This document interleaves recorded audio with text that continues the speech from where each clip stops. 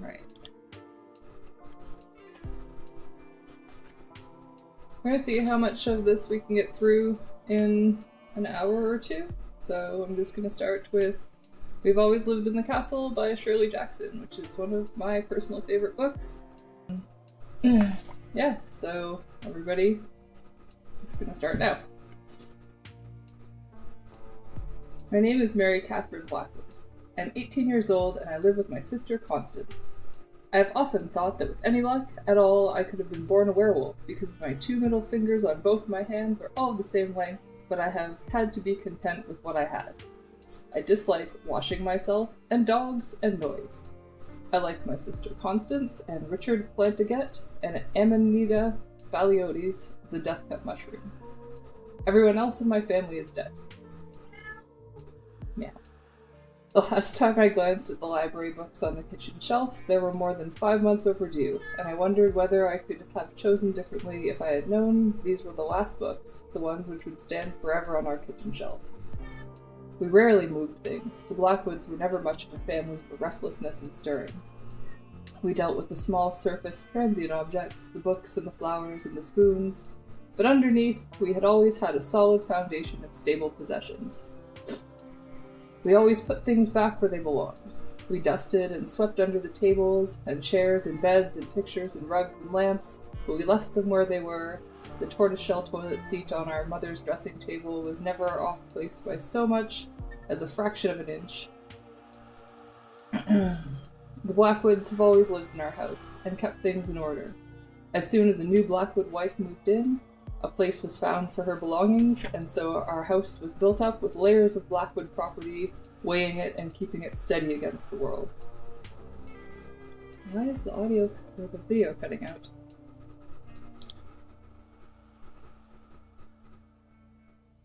Apologies for that.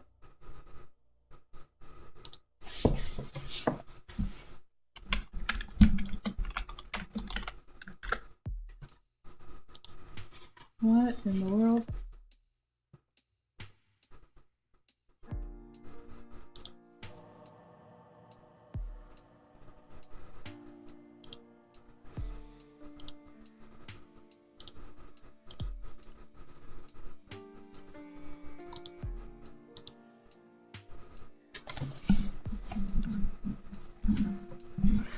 What is that?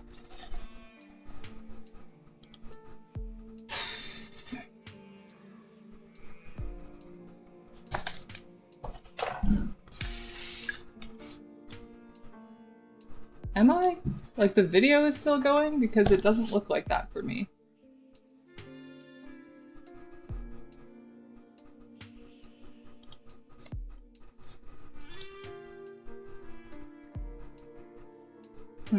Okay. Well, we'll just continue then, I suppose. It's just really weird.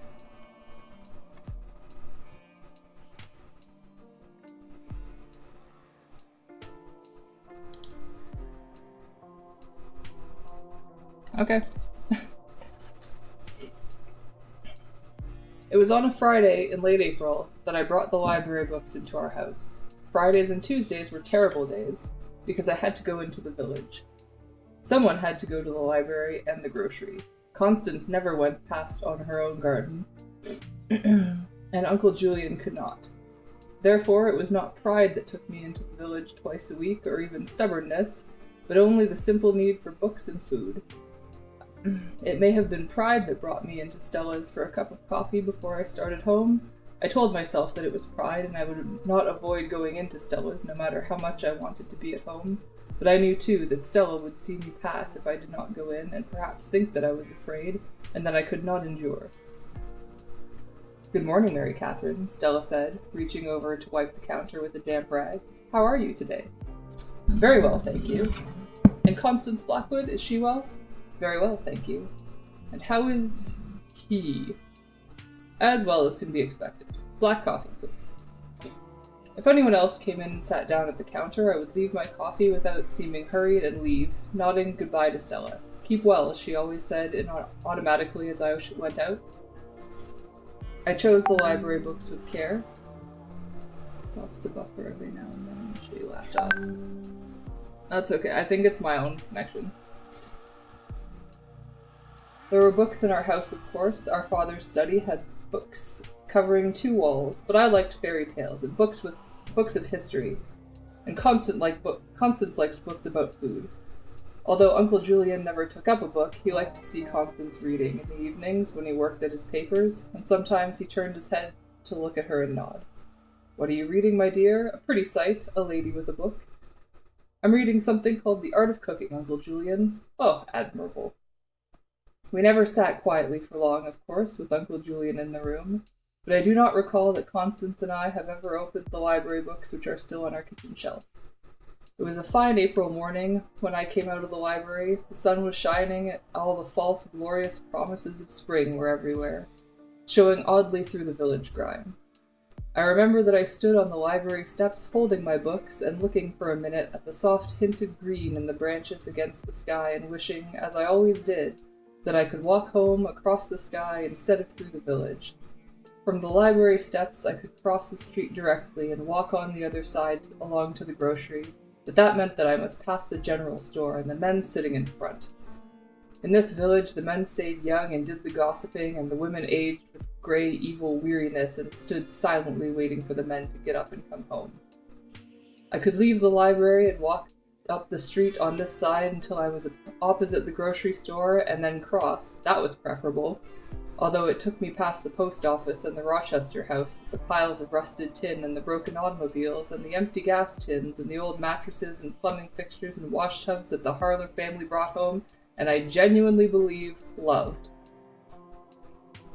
The Rochester house was the loveliest house and had once had a walnut-paneled library on the second-floor ballroom and a profusion of roses along the veranda. Our mother had been born there, and by rights it should have belonged to Constance.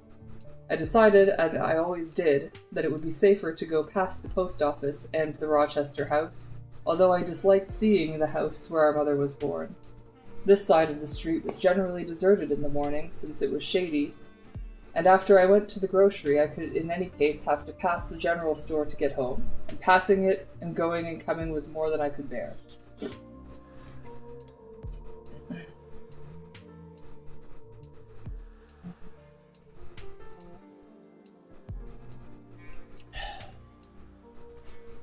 Outside the village, on Hill Road and River Road and Old Mountain, people like the Clarks and the Carringtons had built lovely new homes. They had come through to the village to get to the Hill Road and the River Road because the main street of the village was also the main highway across the state. But the Clark children and the Carrington boys went to private schools, and the food in the Hill Road kitchens came from the town and the city. Mail was taken from the village post office by car along the River Road and up to the Old Mountain, but the mountain people mailed their letters in the towns, and the river people had their hair cut in the city. I was always puzzled that the people of the village, living in their dirty little houses on the main highway or out on the creek road, smiled and nodded and waved when the Clarks and the Carringtons drove by. If Helen Clark came into Albert's grocery to pick up a can of tomato sauce or a pound of coffee, her cook had forgotten, everyone told her good morning and said the weather was better today. The Clarks' house is newer, but no finer than the Blackwood house. Our father brought home the first piano ever seen in the village. The Carringtons owned the paper mill, but the Blackwoods owned the land between the highway and the river. The shepherds of Old Mountain gave the village its town hall, which is white and peaked and set in a garden in a green lawn with cannon in front. There was some talk of putting zoning laws in the village and tearing down the shacks on the creek road and building up the whole village to match the town hall, but no one ever lifted a finger. Maybe they thought the Blackwoods might take to attending town meetings if they did. The villagers get their hunting and fishing licenses in the town hall once a year. The Clarks and Carringtons and the shepherds attend the town meeting and solemnly vote to get the Harler junk off Main Street and take away the benches in front of the general store. And each year the villagers gleefully outvote this. Past the town hall, bearing to the left, is Blackwood Road, which is the way home. Blackwood Road goes in a great circle around the Blackwood land, and along every inch of Blackwood Road is a wire fence built by our father. Not far past the town hall is a great big black rock, which marks the entrance to the path where I unlock the gate and lock it behind me and go through the woods and am home. The people of the village have always hated us. I played a game when I did the shopping. I thought about the children's games where the board is marked into little spaces and each player moves according to a throw of dice. There were always dangers, like lose one turn and go back 4 spaces and return to start. And little helps, like advance 3 spaces and take an extra turn. The library was my start, and the Black Rock was my goal. I had to move down one side of Main Street, cross, and then move up the other side until I reached the Black Rock, where I would win. I began well, with a good safe turn along the empty side of Main Street. Perhaps this would turn out to be one of the very good days. It was like that sometimes, but not often on spring mornings. If it was a good day, I would later make an offering of jewelry out of gratitude. I walked quickly when I started, taking a deep breath to go on and not looking around. I had the library books and my shopping bag to carry, and I watched my feet move one after another, 2 feet in our mother's old brown shoes. I felt someone watching me from inside the post office. We did not accept mail, and we did not have a telephone.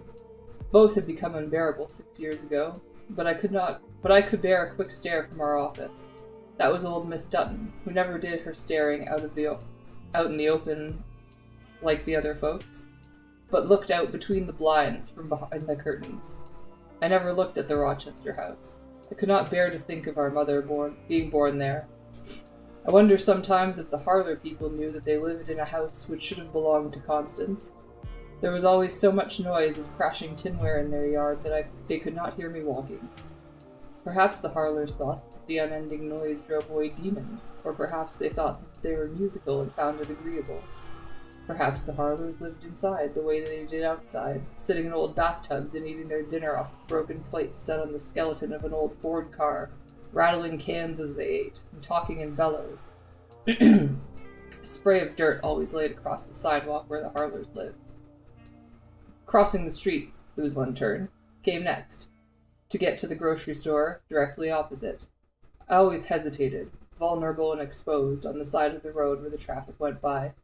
Most of Main Street was going through, cars and trucks passing through the village because the highway did, so the drivers hardly glanced at me. I could tell a local car by the quick, ugly glance from the driver, and I wondered, always, what would happen if I stepped down from the curb onto the road. Would there be a quick, almost unintended swerve toward me, just to scare me perhaps, just to see me jump, and then the laughter coming from all sides, from behind the blinds in the post office, from the men in front of the grocery store, from the women peering out the grocery doorway, all of them watching and gloating to see Mary Catherine Blackwood scurrying out of the way of a car. I sometimes lost 2 or even 3 turns because I waited so carefully for the road to clear in both directions before I crossed. In the middle of the street, I came out to the shade into the bright, misleading sunshine of April. By July, the surface of the road would be soft in the heat and my feet would stick, making the crossing more perilous. Mary Catherine Blackwood, her foot caught in the tar, cringing as a car bore down on her, go back all the way and start over. And the buildings would be uglier. All of the village was of a piece, a time, a style. It was as though the people needed the ugliness of the village and fed on it. The houses and the stores seemed to have been set up in a contemptuous haste to provide shelter from the drab and the unpleasant, and the Rochester house and the Blackwood house and even the town hall had been brought here perhaps accidentally, from some far, lovely country where people lived with grace. Perhaps the fine houses have been captured, perhaps as a punishment for the Rochesters and the Blackwoods and their secret bad hearts, and were held prisoner in the village. Perhaps their slow rot was a sign of their ugliness of the villagers. The row of stores along Main Street was unchangingly gray. The people who owned the stores lived above them in a row of second-story apartments, and the curtains in the regular line of second-story windows were pale and without life. Whatever planned to be colorful lost its heart quickly in the village. The blight on the village never came from the Blackwoods. The villagers belonged here, and the village was the only proper place for them. I always thought about rot when I came to the row of the stores. I always thought about burning, black, painful rot that ate away from the inside, hurting dreadfully. I wished it on the village. I had a shopping list for the grocery. Constance made it out for me every Tuesday and Friday before I left home. The people of the village disliked the fact that we always had plenty of money to pay for whatever we wanted. We had taken our money out of the bank, of course, and I knew they talked about the money hidden in our house. as though it were great heaps of gold coins, and Constance and Julian and I sat in the evenings, our library books forgotten, and played with it, running our hands through it and counting and stacking and tumbling, jeering and mocking behind doors. I imagined that there were plenty of rotting hearts in the village coveting our heaps of golden coins, but they were cowards, and they were afraid of the Blackwoods. When I took my grocery list out of my shopping bag, I took out the purse, too, so that Albert in the grocery would know that I had brought money, and he could not refuse to sell to me. Hi for the new person joining. It is We've Always Lived in the Castle by Shirley Jackson.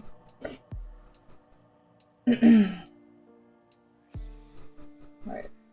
It never mattered who was in the grocery. I was always served right at once. Mr. Albert or his pale, greedy wife always came right away from wherever they were in the store to get me what I wanted. Sometimes, if their older boy was helping out in school vacation, they hurried to make sure that he was not the one who waited on me. And once there was a little girl, a child strange to the village, of course, came close to me in the grocery store. Mrs. Albert pulled her back so roughly that she screamed, and there was a long silent minute while everyone else waited for Mrs. Albert, took a breath, and said anything else. I always stood perfectly straight and stiff when the children came close, because I was afraid of them. I was afraid that they might touch me, and their mothers would come at me like a flock of taloned hawks. That was always the picture in my mind. Birds descending, striking, gashing with razor claws.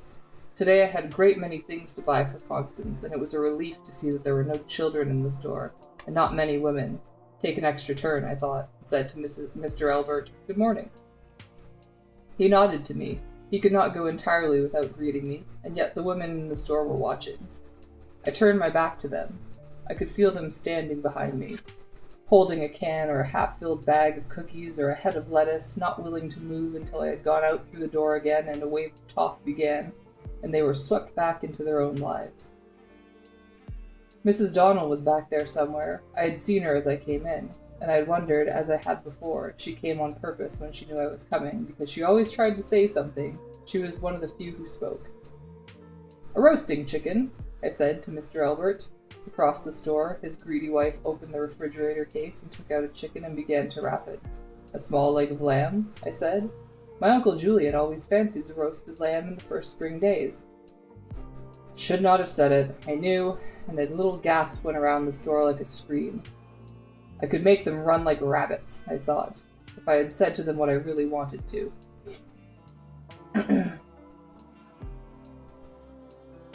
But they would only gather again, and watch for me out there. "Onions," I said politely to Mr. Albert. "Coffee, bread, flour, walnuts," I said, "and sugar. We are very low on sugar." Somewhere behind me there was a little horrified laugh, and Mr. Albert glanced past me briefly, and then to the items he was arranging on the counter. In a minute, Mrs. Albert would bring me my chickens and my meat, wrapped, and set them down by the other things. I need not turn around until I was ready to go.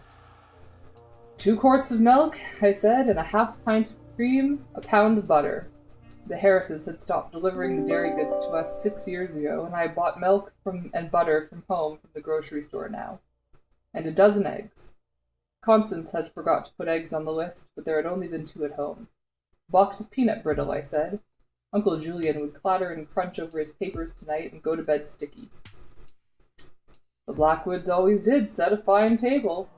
That was Mrs. Donnell, speaking clearly from somewhere behind me. And someone giggled and someone else said, "Shh." I never turned. It was enough to feel them all there back in the back of me without looking into their flat gray faces and their hating eyes. "I wish you were all dead," I thought, and I longed to say it out loud.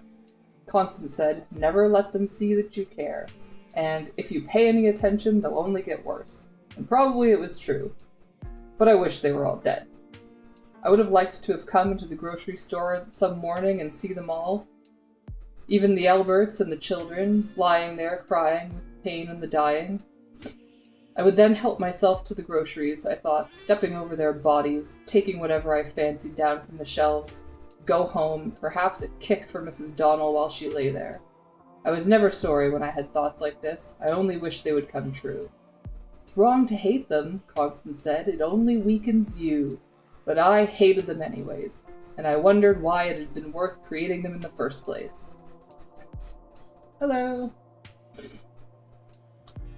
Mr. Albert put all my groceries together on the counter and waited, looking past me into the distance. That's all I wanted today, I told him, and without looking at me, he wrote the prices on a slip and added, and then passed the slip to me so I could make sure he had not cheated me. I'd always made a point of checking his figures carefully. Although he never made a mistake, there were not many things I could not do to get back at them, but I did what I could. The groceries filled my shopping bag and another bag beside, but there was no way of getting them home except by carrying them. No one would ever offer to help me, of course, even if I would let them. Lose 2 turns. With my library books and my groceries going slowly, I had to walk down the sidewalk, past the general store, and into Stella's. I stopped in the doorway of the grocery, feeling around inside myself for some thought to make me safe. Behind me, the little stirrings and coughings began. They were getting ready to talk again, and across the width of the store, the Alberts were probably rolling their eyes at each other with relief. I froze my face hard. Today, I was going to think about taking our lunch out in the garden, and while I kept my eyes open long enough to see where I was walking, our mother's brown shoes going up and down, in my mind, I was setting the table with a green cloth and bringing out yellow dishes and strawberries in a white bowl. Yellow dishes, I thought, feeling the eyes of the men looking at me as I went by, and Uncle Julian shall have a nice soft egg with toast broken into it, and I will remember to ask Constance to put a shawl across his shoulders because it is still very early spring. Without looking, I could see the grinning and the gesturing, and I wished they were all dead, and I was walking on their bodies. They rarely spoke directly to me, but only to each other. "That's one of the Blackwood girls," I heard one of them say in a high, mocking voice. "One of the Blackwood girls from the Blackwood farm." "Too bad about the Blackwoods," somebody else said, just loud enough. "Too bad about those poor girls."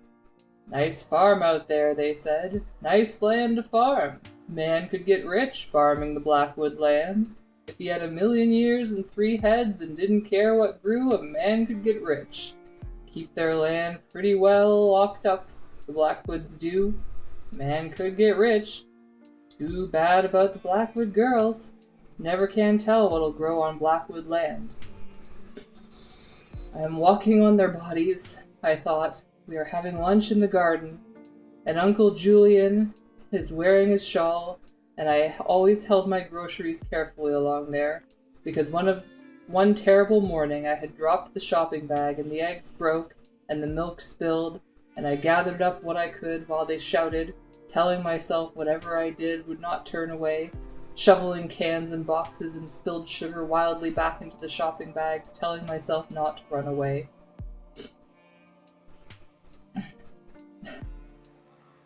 In front of Stella's, there was a crack in the sidewalk that looked like a finger pointing. The crack had always been there. Other landmarks, like the handprint Johnny Harris made in the concrete foundation of the town hall and the Mueller boys' initials on the library porch, had been put in times that I remembered. I was in the 3rd grade at the school where the town hall was built. But the crack in the sidewalk in front of Stella's had always been there, just as Stella had always been there. I remember roller skating across the crack, being careful not to step on it or break our mother's back, and riding a bicycle past there with my hair flying behind. The villagers had not openly disliked us then, and although our father said they were trash, our mother told me once that the crack was there when she was a girl in the Rochester house, so it must have been there when she married our father and went to live on Blackwood Farm. And I suppose the crack was there, like a finger pointing, from the time when the village was first put together out of old grey wood and the ugly people with their evil faces were brought from some impossible place and set down in the houses to live.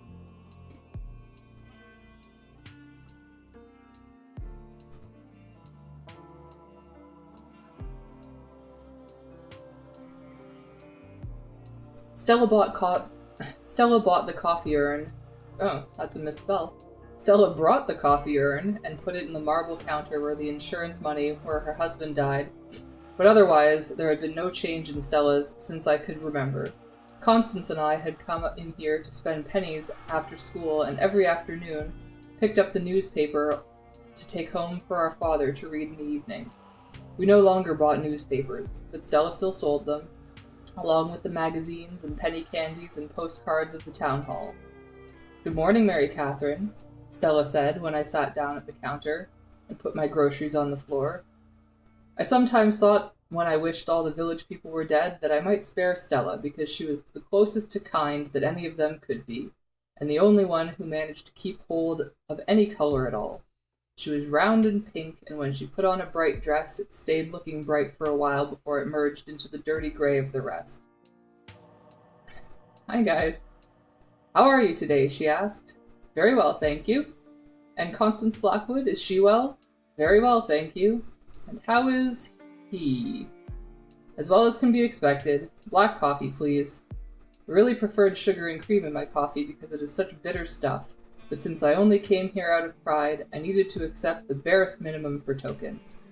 If anyone came into Stella's while I was there, I got up and left quietly, but some days I had bad luck. This morning she had only set my coffee down on the counter when there was a shadow against the doorway, and Stella looked up and said, "Good morning, Jim." She went down to the other end of the counter and waited, expecting him to sit down there so I could leave without being noticed, but it was Jim Donnell, and I knew at once that today I had bad luck. Some of the people in the village had real faces that I knew I could hate individually.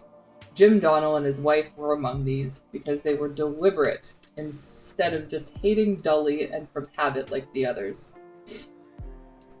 Most people would have stayed down at the end of the counter where Stella waited, but Jim Donnell came right to the end where I was sitting and took the stool next to me, as close to me as he could come, because I knew he wanted this morning to be bad luck for me.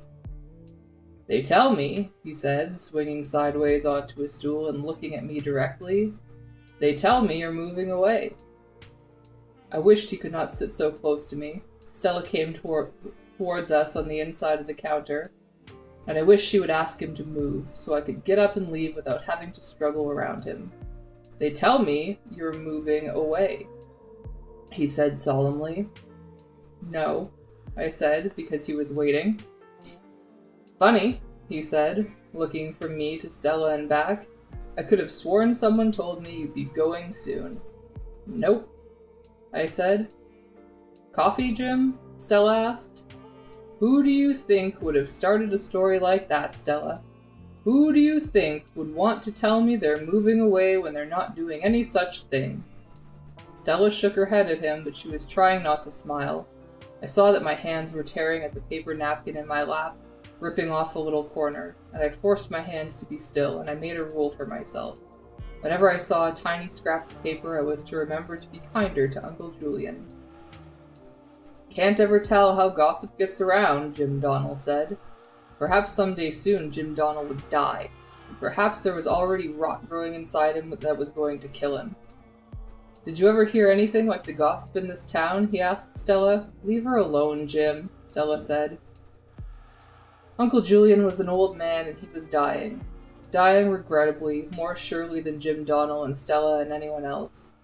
Poor old Uncle Julian was dying, and I made a firm rule to be kinder to him. We would have a picnic lunch on the lawn, and Constance would bring his shawl and put him on his shoulders, and I would lie in the grass. "I'm not bothering anyone, Stell. I'm not bothering anybody. I'm just asking Miss Mary Catherine Blackwood here how it happens that everyone in town is saying that she and her big sister are going to be leaving us soon. Moving away. Going somewheres else to live." He stirred his coffee. From the corner of my eye, I could see the spoon going around and around and around, and I wanted to laugh. There was something so simple and silly about the spoon going around while Jim Donnell talked, and I wondered if he would stop talking if I would reach out and took hold of the spoon. Very likely he would, I told myself wisely. Very likely he would throw the coffee in my face. "Going somewheres else," he said sadly. "Cut it out," Stella said. I would listen more carefully to Uncle Julian, told his story. I was already bringing him peanut brittle. That was good. "Here I was all upset," Jim Donnell said, "thinking the town would be losing one of its fine old families. That would really be too bad." He swung the other way around on the stool because someone else was coming through the doorway. I was looking at my hands in my lap, and of course I would not turn around to see who was coming, but then Jim Donald said, "Joe!" It was Dunham, the carpenter. "Joe, you ever hear anything like this? Here all over town they're saying the Blackwoods are moving away, and now Miss Mary Catherine Blackwood sits right here and speaks up and tells me that they're not." There was a little silence. I knew that Dunham was scowling, looking at Jim Donald and Stella and at me, thinking over what he heard, sorting out the words and deciding what each one meant. "That's so," he said at last. "Listen, you two," Stella said. But Jim Donald went right on, walking with his back to me, his legs stretched out so I could not get past him and outside. "I was saying to people only this morning that it's too bad when all the old families go. Although you could rightly say a good number of Blackwoods are gone already," he laughed, slapping the counter with his hand. "Gone already," he said. The spoon in his cup was still, but he was talking on and on. "The village loses a lot of its style when the fine old people go. Anyone would think," he said slowly, "that they wasn't wanted." "That's right," Dunham said, and he laughed. "The way they live up there in their fine old private estate, with their fences and the private path and the stylish way of living." He always went on until he was tired. When Jim Donald thought of something to say, he said it often in as many ways as possible, perhaps because he had very few ideas and had to wring each one dry. Besides, each time he repeated himself, he thought it was funnier. I knew he might go on like this until he was really sure that no one else was listening anymore, and I made a rule for myself. Never think anything more than once. And I put my hands quietly in my lap. "I am living on the moon," I told myself. "I have a little house all by myself on the moon." "Well," Jim Donald said. He smelled, too. "I can always tell people. I used to know the Blackwoods. They never did anything to me that I can remember. They were always perfectly polite to me. Not," he said, "that I ever got invited to any dinner with them, nothing like that." "That's enough right there," Stella said, and her voice was sharp. "You go pick on someone else, Jim Donald." "It's okay, have a good one." "Was I picking on anyone? You think I wanted to be asked to dinner? You think I'm crazy?" "Me," Dunham said. "I can always tell people fixed their broken steps at once and never got paid for it." That was true. Constance had sent me out to tell him that we couldn't pay carpenter's prices for a raw board nailed crookedly across the steps when what he was supposed to do was build it trim and new. When I went out, I told him we wouldn't pay. He grinned at me and he spat, and he picked up his hammer and pried the board loose and threw it on the ground. "Do it yourself," he said to me, and he got into his truck and he drove away. "Never did pay for it," he said now. "That must have been an oversight, Joe. You just go right up and speak to Miss Constance Blackwood and she'll set you what's coming to you. And just if you get invited to dinner, Joe, just be sure to say no and thank you to Miss Blackwood." Dunham laughed. "Not me," he said. "I fixed their steps for them and I never did get paid."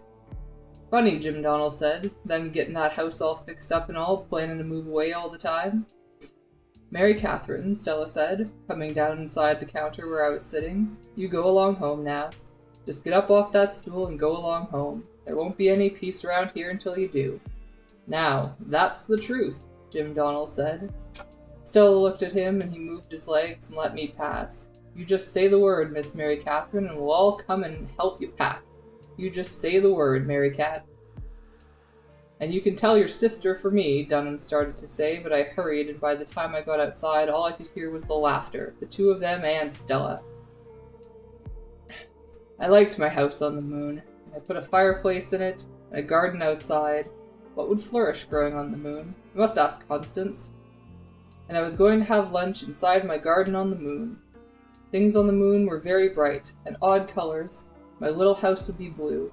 I watched my small brown feet go in and out, and let the shopping bag swing by my side, and I had been to Stella's now, and I needed only to pass the town hall, which would be empty except for the people who made out the dog licenses, and the people who counted traffic fines from the drivers, who followed the highway into the village and on through, and the people who sent out notices about water and sewage and garbage and forbade other people to burn leaves or to fish, These would all be buried somewhere deep in the town hall, working busily together.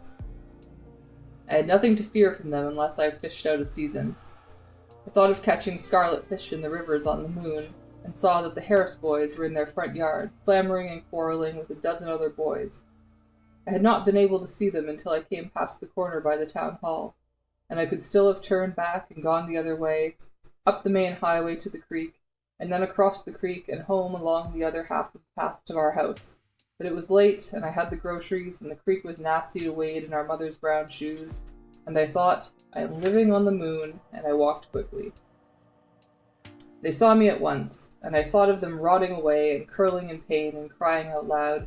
I wanted them doubled up and crying on the ground in front of me. "Mary Cat," they called. "Mary Cat, Mary Cat," and all moved along together to stand in a line by the fence. I wonder if their parents taught them, Jim Donnell and Dunham and Dirty Harris, leading regular drills with their children, teaching them with loving care, making sure they pitched their voices right. How else could so many children learn so thoroughly? "Mary Cat," said Connie, "would you like a cup of tea?" "Oh no, Mary Cat, you'll poison me."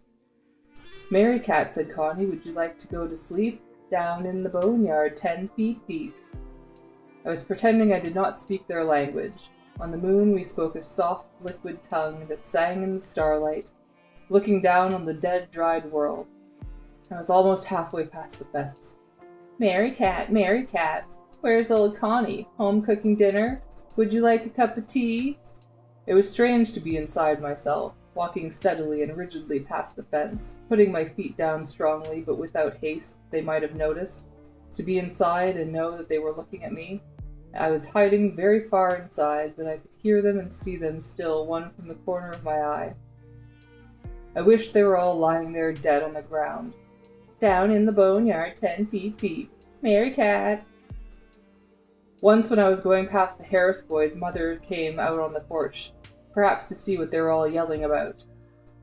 She stood there for a minute, watching and listening, and I stooped to look at her, looking into her flat, dull eyes, and knowing that I must not speak to her, and knowing that I would. "Can't you make them stop?" I asked her that day, wondering if there was anything in this woman I could speak to, if she had ever run joyfully over grass, or had watched flowers, or had known delight or love. "Can't you just make them stop?"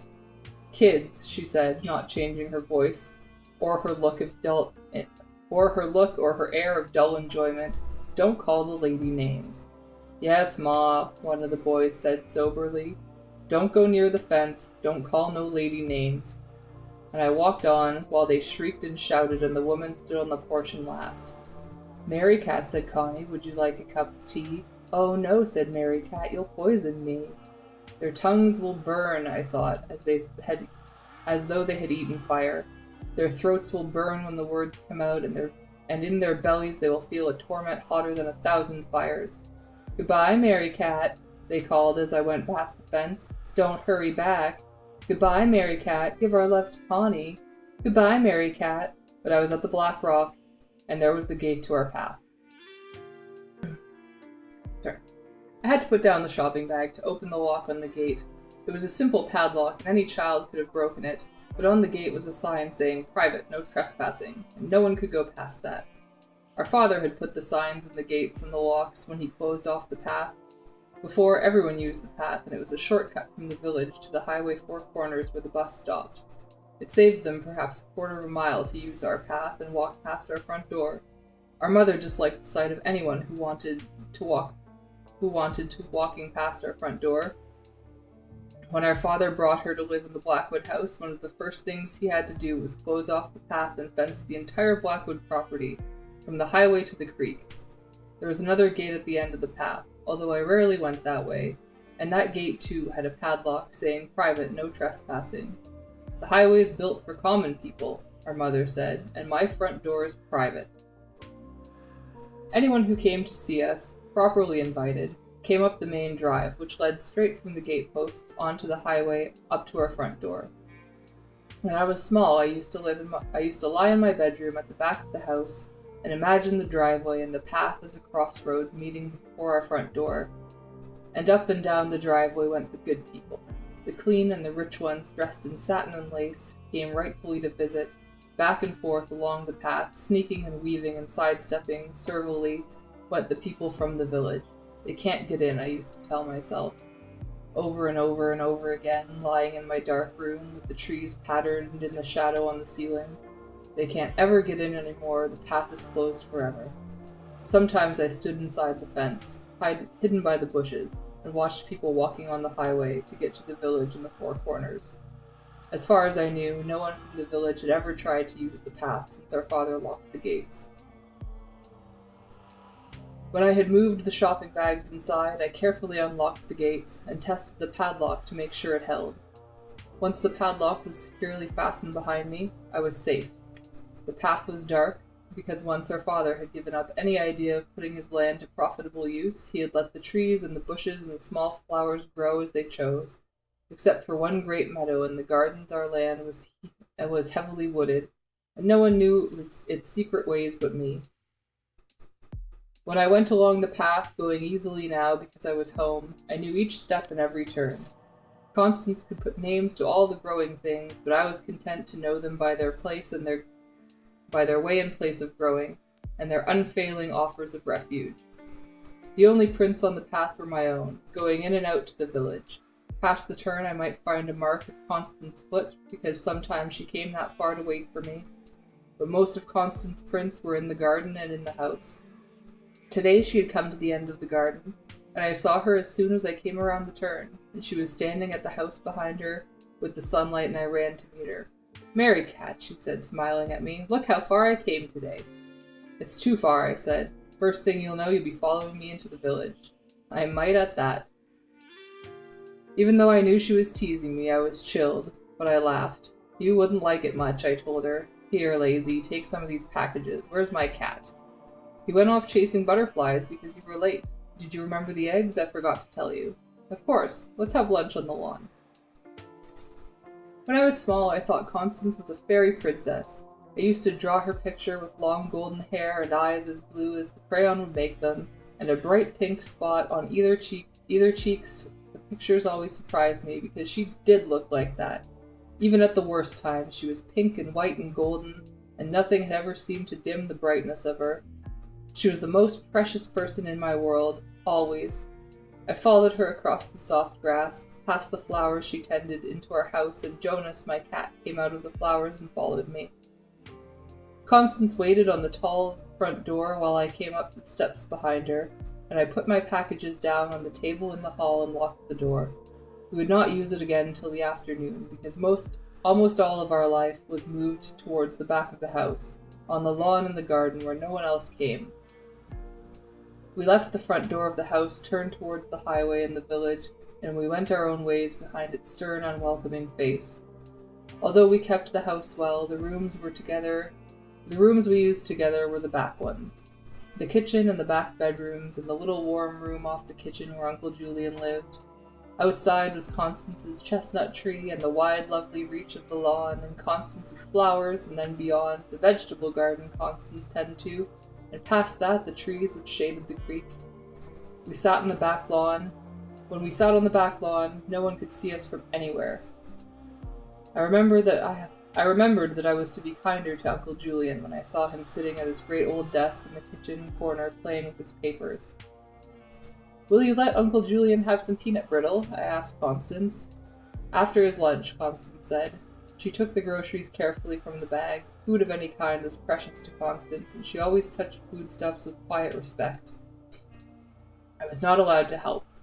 I was not allowed to prepare food, nor was I allowed to gather mushrooms, although I had sometimes carried vegetables from the front garden, or apples from the old tree. "We'll have muffins," Constance said, almost singing because she was sorting and putting away the food. "Uncle Julian will have an egg, done soft and buttery, and a muffin and a little pudding." "Cat," said Uncle Julian. "Mary Cat will have something lean and rich and salty." "Jonas will catch me a mouse," I said to my cat on my knee. "I'm always so happy when you come home from the village," Constance said. She stooped to look and smile at me, partly because you bring home food, of course, but partly because I miss you. "And I'm always happy to come home from the village," I told her. "Was it very bad?"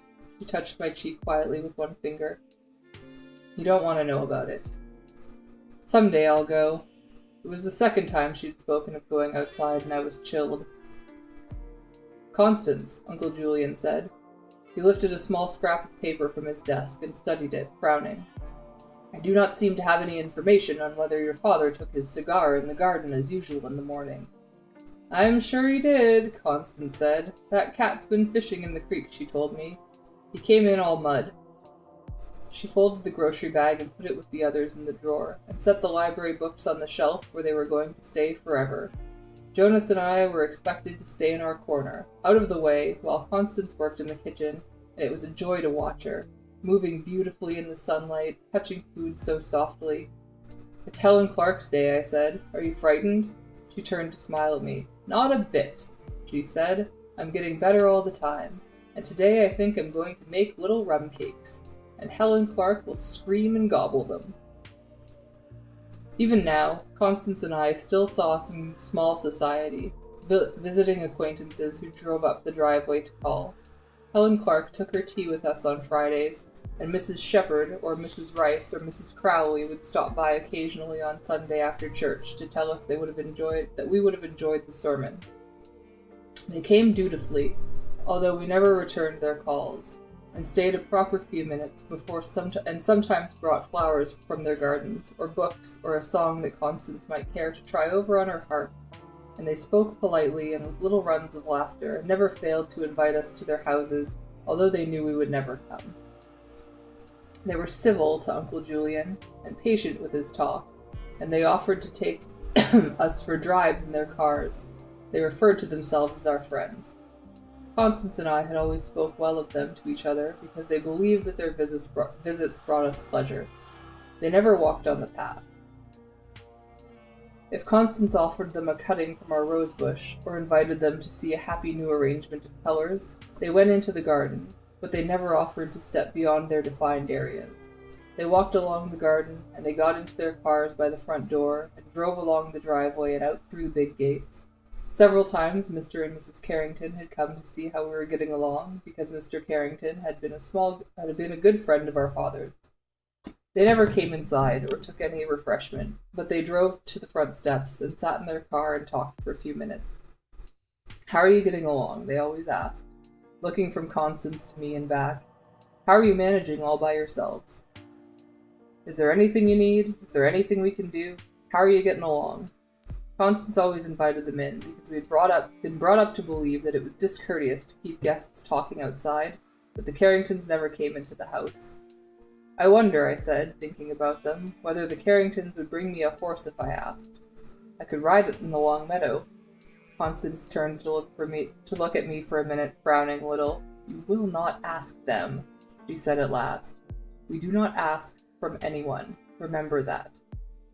I was teasing, I said, and she smiled again. I really only wanted a winged horse anyways. We could fly you to the moon and back, my horse and I. I remember when you used to want a griffin, she said. Now, Mrs. Idleness, run out and set the table.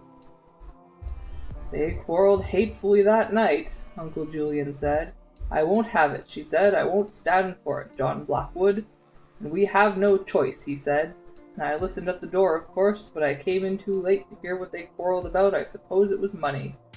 They didn't often quarrel, Constance said.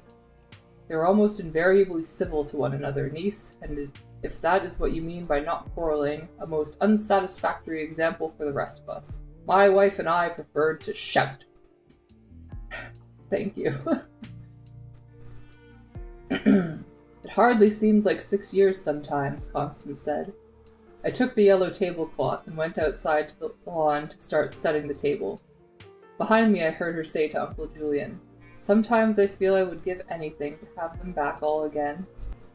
When I was a child, I used to believe that someday I would grow up and be tall enough to touch the tops of the windows in our mother's drawing room. There were summer windows, because the house was really intended to only be a summer house, and our father had only put in a heating system because there was no other house for our family to move to in the winter. By rights, we should have had the Rochester house in the village, but that was long lost to us. The windows in the drawing room of our house reached from the top floor to the ceiling, from the floor to the ceiling, and I could never touch the top.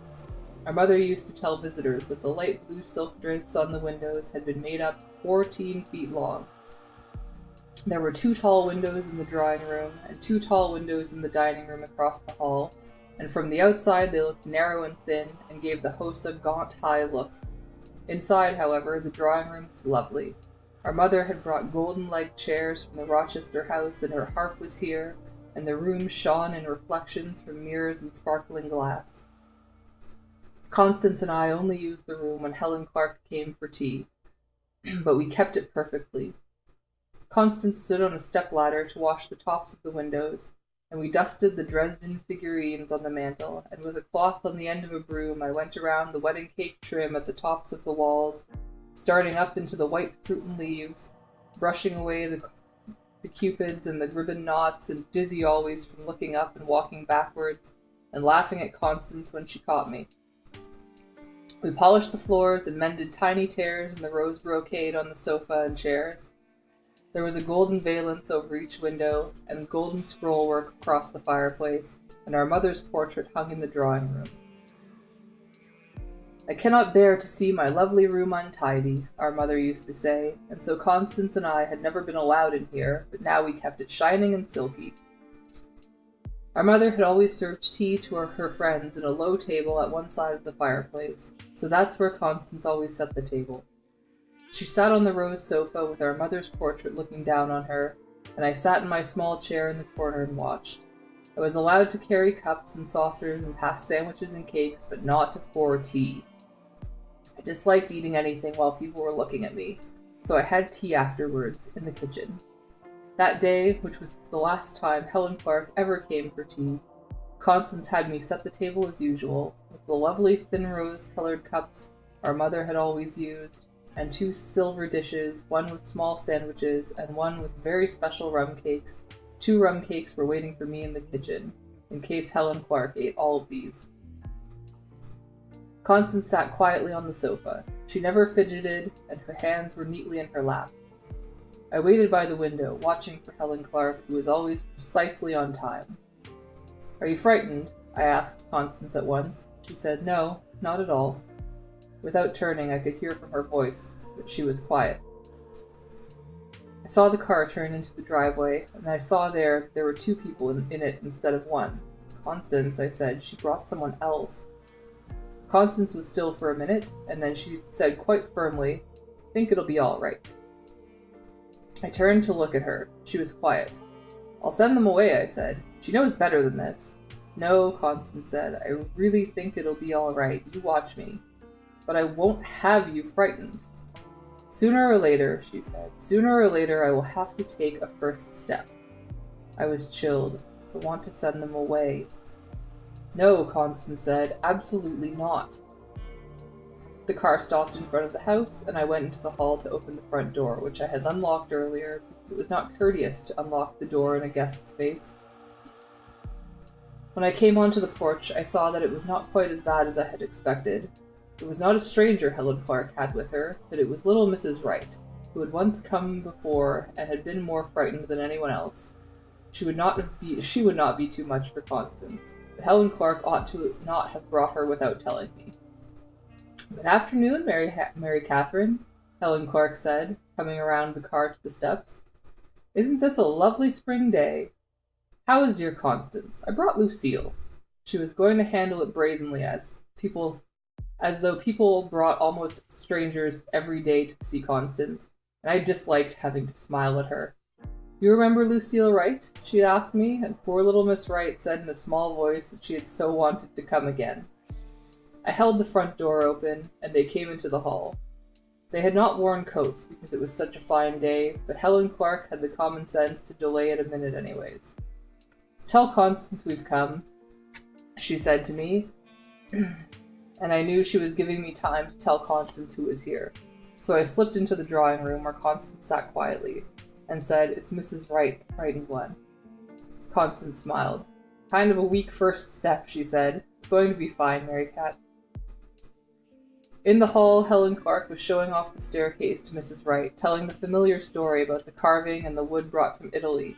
When I came out of the drawing room, she glanced at me and said, "This staircase is one of the wonders of the county, Mary Catherine. Shame to keep it hidden from the world. Lucille?" They moved into the drawing room. Constance was perfectly composed. She rose and smiled and said she was glad to see them. Because Helen Clark was ungraceful by nature, she managed to make it the simple act of moving into a room and sitting down, a complex ballet for 3 people. Before Constance had quite finished speaking, Helen Clark jostled Mrs. Wright and sent Mrs. Wright sideways like a careening croquet ball off the far corner of the room, where she sat abruptly, and clearly without intention, upon a small and uncomfortable chair. Helen Clark made for the sofa, where Constance sat, nearly upsetting the tea table, and although there were enough chairs in the room and another sofa, she sat finally uncomfortably close to Constance, who detested having anyone near her but me. "Now," Helen Clark said, spreading, "it's so good to see you again." "So kind of you to have us," Mrs. Wright said, leaning forward. "Such a lovely staircase." "You look well, Constance. Have you been working in the garden?" "I couldn't help it on a day like this," Constance laughed. She was doing very well. "It's so exciting," she said across to Mrs. Wright. "Perhaps you're a gardener too? These first bright days are so exciting for a gardener." She was talking a little too much and a little too fast, but no one noticed it except me. "I do love a garden," Miss Wright said with a burst. "I do love a garden." "How is Julian?" Helen Clark asked before Mrs. Wright had quite finished speaking. "How is old Julian?" "Very well, thank you. He's expecting to join us for a cup of tea this afternoon." "Have you met Julian Blackwood?" Helen Clark asked Mrs. Wright. Mrs. Wright, shaking her head, began, "I would love to meet him, of course. I have heard so much," and stopped. "He's a touch eccentric," Helen Clark said, smiling at Constance as if it had been a secret until now. I was thinking that if eccentric meant, as the dictionary said it did, deviating from regularity, it was Helen Clark who was far more eccentric than Uncle Julian, with her awkward movement and her unexpected questions and her bringing strangers here to tea. Uncle Julian lived smoothly, a perfectly planned pattern, rounded and sleek. She ought not to call people things they're not, I thought, remembering that I was to be kinder to Uncle Julian. "Constance, you've always been one of my closest friends," she was saying now, and I wondered at her. She really could not see how Constance withdrew from such words. "I'm going to give you a word of advice, and it comes from a friend." I must have known what she was going to say, because I was chilled. All this day she'd been building up to what Helen Clark was going to say now. I sat low in my chair and looked hard at Constance, waiting for her to get up and run away, wanting her not to hear what was about to be said, but Helen Clark went on. "It's spring, and you're young, and you're lovely. You have a right to be happy. Come back into the world." Once, even a month ago, when it was still winter, words like that would have made Constance draw back and run away. Now I saw that she was listening and smiling, although she shook her head. "You've done penance long enough," Helen Clark said. "I would so like to give a little luncheon," Mrs. Wright began. "You've forgotten the milk, I'll get it." I stood up and spoke directly to Constance, and she looked at me almost surprised. "Thank you, dear." Hi there. Oh. I went out of the drawing room and into the hall and started towards the kitchen. This morning, the kitchen had been bright and happy, and now, chilled, I saw that it was dreary. Constance had looked as though, suddenly, after all this time, refusing and denying, she had come to see that it might be possible, after all, to go outside. I realized now that this was the 3rd time in one day that the subject had been touched, and 3 times makes it real. I couldn't breathe. I was tied with wire, and my head was huge and going to explode. I ran to the back door and opened it to breathe. I wanted to run. If I could run to the end of our land and back, I would have been all right, but Constance was alone, and with them in the drawing room, and I had to hurry back. I had to content myself with smashing the milk pitcher which waited on the table. It had been our mother's, and I left the pieces on the floor so Constance would see them. I took down the second best milk pitcher, which did not match the cups. I was allowed to pour milk, so I filled it and took it to the drawing room. Do with Mary Catherine, Constance was saying as she turned and smiled at me in the doorway. Thank you, dear, she said, and glanced at the milk pitcher and at me. Thank you, she said again, and I put the pitcher down on the tray. Not much at first, Helen Clark said. That would be odd, I grant you, but a call or two on old friends, perhaps a day in the city shopping. No one would recognize you in the city, you know. A little luncheon? Miss Bright said hopefully. I'll have to think. Constance made a little laugh, bewildering gesture, and Helen Clark nodded. Sugar? I asked her. I couldn't help it. And besides, it was polite. Oh no, she said. No thank you, no sugar. I thought, looking at her, that she had dressed to come here today. Constance and I never wore black, but Mrs. Wright had perhaps thought it was appropriate, and today she wore a plain black dress with a necklace of pearls. She had worn black the other time, too, I recalled, always in good taste. I thought, except in our mother's drawing room. I went back to Constance and I took the plate of rum cakes and I brought them to Mrs. Wright. That was not kind either. She should have had the sandwiches first, but I wanted her to be unhappy, dressed in black in our mother's drawing room. My sister made these this morning, I said. Thank you, she said. Her hand hesitated over the plate, and then she took a rum cake and set it carefully on the edge of her saucer. I thought that Mrs. Wright was being almost hysterically polite, and I said, Do take two. Everything my sister cooks is delicious. No, she said. Oh, no, thank you. Helen Clark was eating sandwiches, reaching down past Constance to take one after the other. She wouldn't behave like this anywhere else, I thought, only here. She never cares what Constance thinks or I think of her manners. She only supposes we are so glad to see her. Go away, I told her in my mind. Go away, go away, go away. I wondered if Helen Clark saved particular costumes for our visits to our house. This, I could imagine her saying, turning out of her closet. No sense in throwing this away. I can keep it for visiting dear Constance. I began dressing Helen Clark in my mind, putting her in bathing suit on a low snowbank, setting her high in the hard branches of a tree, in a dress of flimsy pink ruffles that caught and pulled and tore. And she was tangled in the tree and screaming, and I almost laughed. Why not ask some people here, Helen Clark was saying to Constance. A few old friends. There are many people who have always wanted me to keep in touch with you, Constance dear. A few old friends some evening for dinner? No, she said, perhaps not for dinner. Perhaps not at first. I myself, Miss Wright began, and she had set her cup of tea and the little rum cake carefully on the table next to her. Although why not for dinner, Helen Clark said. After all, you have to take the plunge sometime. Good heavens, Mary Catherine, Helen Clark said, you really startled me. I don't recall that the Blackwoods ever mingled socially with villagers. They hate us, she said. I don't listen to their gossip, and I hope you don't. And, Mary Catherine, you know as well as I do that 9/10 of that feeling is nothing but your imagination, and if you'd go halfway to being friendly, there'd never be a word said against you. Good heavens! I grant you there must have been a little feeling at once, but on your side it's just exaggerated all out of proportion. People will gossip, Mrs. Wright said reassuringly. I've been saying right all along that I was a close friend of the Blackwoods, not the least bit ashamed of it either. You want to come to people of your own kind, Constance. They don't talk about us.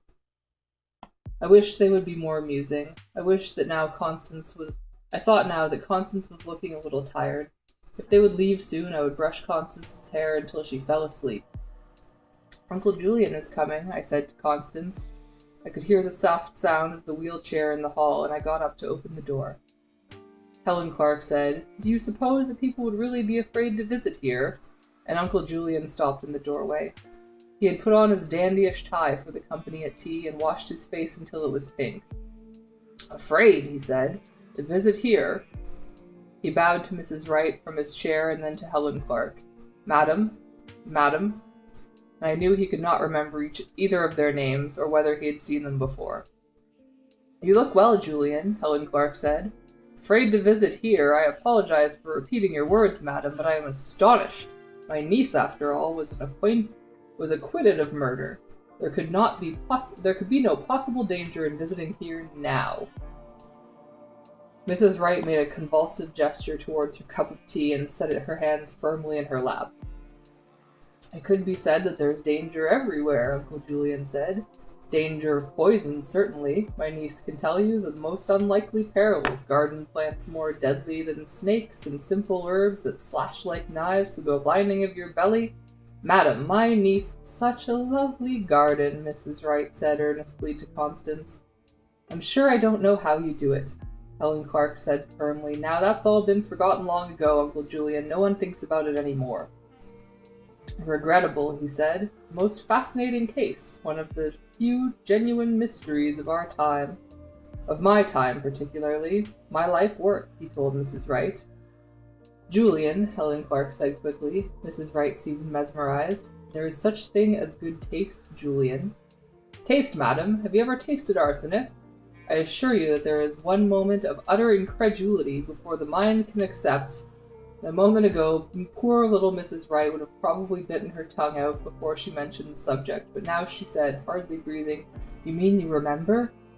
Remember, Uncle Julian sighed, shaking his head happily. Perhaps, he said with eagerness, perhaps you are not familiar with the story. Perhaps I might, Julian, Helen Clark said. Lucille does not want to hear it. You should be ashamed to ask her. I thought that Mrs. Wright very much did want to hear it, and I looked at Constance just as she was glancing at me. We were both very sober, to suit the subject, but I knew she was full of merriment, as I. It was good to hear Uncle Julian, who was so lonely most of the time. And poor Mrs. Wright, tempted at last beyond any endurance, was not able to hold it back any longer. She blushed deeply and faltered, but Uncle Julian was a temper, and Mrs. Wright's human discipline could not resist forever. It happened right in this house, she said like a prayer. We were all silent, regarding her courteously, and she whispered, I do beg your pardon. Naturally in this house, said Constance. In the dining room we were having family dinner. A family gathering for the evening meal, Uncle Julian said, caressing his words. Never supposing it was going to be our last. Arsenic in the sugar, Mrs. Wright said, carrying away, hopelessly lost to all decorum. I used that sugar, Uncle Julian shook his finger at her. I used that sugar myself on my blackberries. Luckily, he said, smiling blandly, fate intervened. Some of us that day, she led inexorably through the gates of death, some of us, innocent and unsuspecting, took unwillingly that one last step to oblivion. Some of us took very little sugar. I never touched the berries, Constance said, looking directly at Mrs. Wright soberly. I rarely take sugar on anything, even now. It counted as strongly against her at the trial, Uncle Julian said, that she used no sugar. But my niece had never cared for berries. Even as a child it was her custom to refuse berries. Please, Helen Clark said loudly, it is outrageous. It really is. I can't bear to hear it all talked about. Constance, Julian, what will Lucille think of you? No, really, Mrs. Wright said, lifting her hands. I won't sit here and listen to another word, Helen Clark said. Constance must be thinking about the future. This dwelling on the past is not wholesome. Poor darling has suffered enough. Well, I miss them all, of course, Constance said. Things might have been different with all of them gone, but I'm sure I don't think of myself as suffering. In some ways, Uncle Julian sailed on, a piece of extraordinarily good fortune for me. I am a survivor of the most sensational poisoning case of the century. I have all the newspaper clippings. I knew the victims, the accused, intimately, as only a relative living in the very house could have known them. I have exhaustive notes on all that happened. I've never been well since. I said I didn't want to talk about it, Helen Clark said. Uncle Julian stopped. He looked at Helen Clark and then at Constance. Did it really happen? He asked after a minute, fingers at his mouth. Of course it really happened, Constance smiled at him. I have the newspaper clippings, Uncle Julian said, uncertainly. I have my notes, he told Helen Clark. I have written down everything. It was such a terrible thing, Mrs. Wright, leaning forward earnestly, and Uncle Julian turned to her. Dreadful, he agreed. Frightful, madam. He maneuvered his wheelchair so that it set his back to Helen Clark. "How would you like to view the dining room? That fatal board. I did not get the evidence at the trial, you understand. My health was not equal, then or now, to the rude questions of strangers." He gave a little flick of his head in Helen Clark's direction. "I wanted badly to take the witness stand. I flatter myself that I would not have appeared to disadvantage. But of course she was acquitted after all." "Certainly she was acquitted," Helen Clark said vehemently. She reached for her huge pocketbook and took it onto her lap and felt in it for her gloves. "No one ever thinks about it any more." She caught Mrs. Wright's eye and prepared to rise. "The dining room?" Mrs. Wright said timidly. "Just a glance." "Madam," Uncle Julian contrived to bow from his wheelchair, and Mrs. Wright turned to reach the door and open it for him. "Directly across the hall," Uncle Julian said, and she followed. "I admire a decently curious woman, madam. I could see at once that you were devoured with a passion to view the scene of the tragedy. It happened in this very room, and we still have our dinner here every night." We could hear him clearly, and he was appearing to move around the dining room table while Mrs. Wright watched him from the doorway. "You will perceive that our table is round. It is overlarge now for the pitiful remnant of our family, but we have been reluctant to disturb what is, after all, a monument of sorts. At one time, a picture of this room would have commanded a large price from any of the newspapers. We were a large family once, you recall, a large, happy family. We had small disagreements, of course. We were not all of us over-blessed with patience. I might almost say that there were quarrels. Nothing serious. Husband, wife, brother, sister did not always see eye to eye." "Then why did she—" "Yes," Uncle Julian said, "that is perplexing, is it not? My brother, as head of the family, sat naturally at the head of the table, where there were the windows at his back and the decanter before him. John Blackwood took pride in his table, his family, and his position in the world." "She never even met him," Helen Clark said, looking angrily at Constance. "I remember your father well." "Faces fade out of memory," I thought. I wonder if I would recognize Miss Wright if I saw her in the village. I wonder if Miss Wright in the village would walk right past me, not seeing. Perhaps Mrs. Wright was so timid she never looked up at faces at all. Her cup of tea and her little rum cake still sat on the table untouched. "And I was a good friend of your mother's, Constance. That's why I feel able to speak to you openly. For your own good. Your mother would have wanted my sister-in-law, who was, madam, a delicate woman. You will have noticed her portrait in the drawing-room, the exquisite line of her jawbone under the skin. A woman born for tragedy, perhaps, although inclined to be a little silly. On her right at this table, myself, younger then, and not an invalid. I have been only helpless since that night. Across from me, the boy Thomas. Did you know once I had a nephew, and my brother had a son? Certainly, you would have read about him. He was 10 years old and possessed many of his father's more forceful traits of character." "He used the most sugar," Mrs. Wright said. "Alas," Uncle Julian said. "Then on either side of my brother, his daughter Constance, and my wife Dorothy, who had done me the honor of casting in her lot with mine, although I do not think that she anticipated anything so severe as arsenic on the blackberries. Another child, my niece, Mary Catherine, was not at the table. She was in her room," Mrs. Wright said. "A great child of 12 sent to bed without supper, but she need not concern us." I laughed, and Constance said to Helen Clark, "Mary Cat was always in disgrace. I used to go up to the back stairs with a tray of dinner for her after my father had left the dining room. She was a wicked, disobedient child," and she smiled at me. "An unhealthy environment," Helen Clark said. "A child should be punished for wrongdoing, but she should be made to feel that she is still loved. I would never have tolerated the child's wildness. And now we really must," she began, putting her gloves on again. "Spring lamb roasted with a mint jelly made from Constance's garden mint. Spring potatoes, new peas, a salad, again from Constance's garden. I remember it so perfectly, madam. It is still one of my very favorite meals. I have also, of course, made very thorough notes of everything about that meal, and in fact that entire day." You will see at once how the dinner revolves around my niece. It was early summer, her garden was doing well, the weather was lovely that year, I recall. We have not seen such another summer since, or perhaps I am getting older. We relied upon Constance for various small delicacies which only she could provide. I am of course not referring to the arsenic. Well, the blackberries were the most important part, Mrs. Wright said, sounding a little hoarse. What a mind you have, madam! So precise, so unerring. I can see that you are going to ask me why she should conceivably have used arsenic. My niece is not capable of such subtlety, and her lawyer luckily said so at the trial. Constance can put her hand upon a bewildering array of deadly substances without ever leaving home. She could feed you a sauce of poison hemlock, a member of the parsley family, which produces immediate paralysis and death when eaten. She might have made a marmalade of the lovely thorn-apple or the baneberry. She might have tossed the salad with Holcus lanatus, called velvet grass, rich in hydrocyanic acid.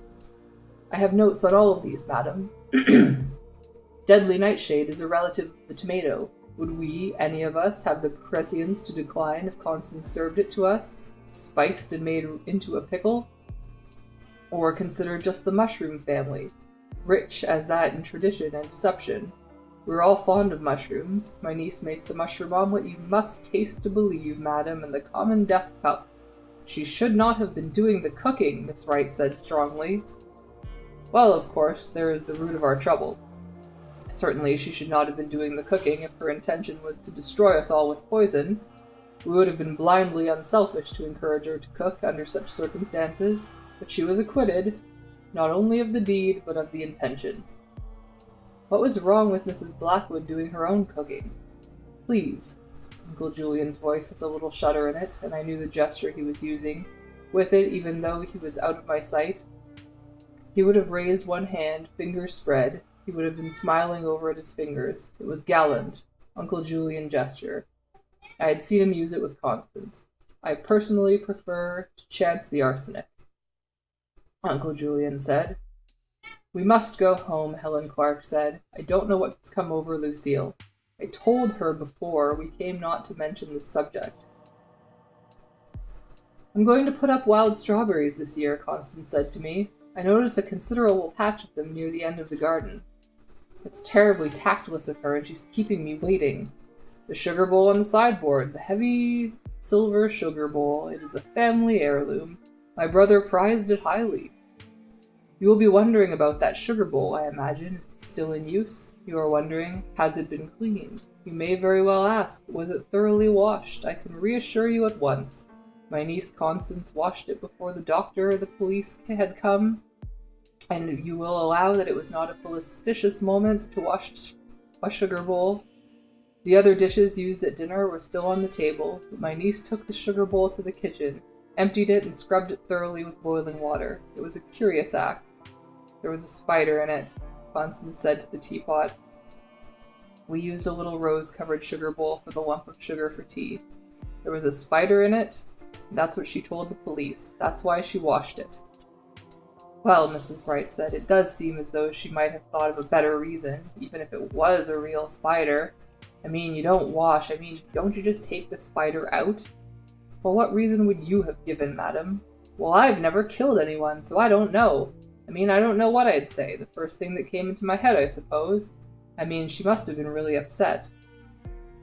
I assure you the pangs were fearful. You say you have never tasted arsenic. It is not agreeable. I am extremely sorry for all of them. I myself lingered on in great pain for several days. Constance would, I am sure, have demonstrated only the deepest sympathy for me, but by then, of course, she was largely unavailable. They had arrested her at once.